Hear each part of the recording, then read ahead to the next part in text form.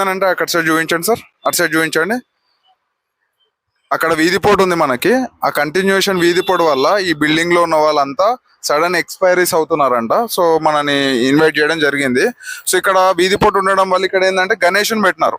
ఎలా పెట్టారు?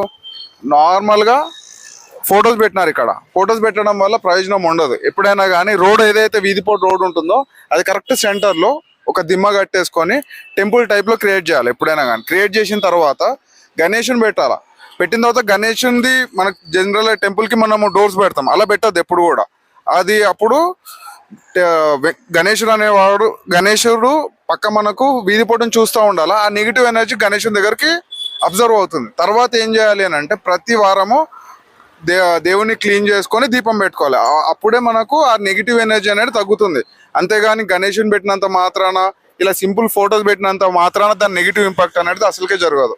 సో ఇందులో కంటిన్యూషన్ డెత్ అవుతున్నాయంట. అంటే వీధి పోటు ఉన్న పోర్షన్ ఏదైతే ఫ్లాట్ ఉందో సార్ ఒకసారి చూపించండి, ఫ్లాట్ చూపించండి. ఈ ఫ్లాట్స్ లో ఉన్న వాళ్ళందరికీ కంటిన్యూషన్ డెత్లు అవుతున్నాయి బికాస్ వీధి పోటు ఉండడం వల్ల. సో ఇక్కడ ఈ రెమెడీ చెప్పాను, ఇది చేసుకుంటే సార్ వాళ్ళకి ఎఫెక్టివ్గా ఉంటుంది. Done sir, done done sir.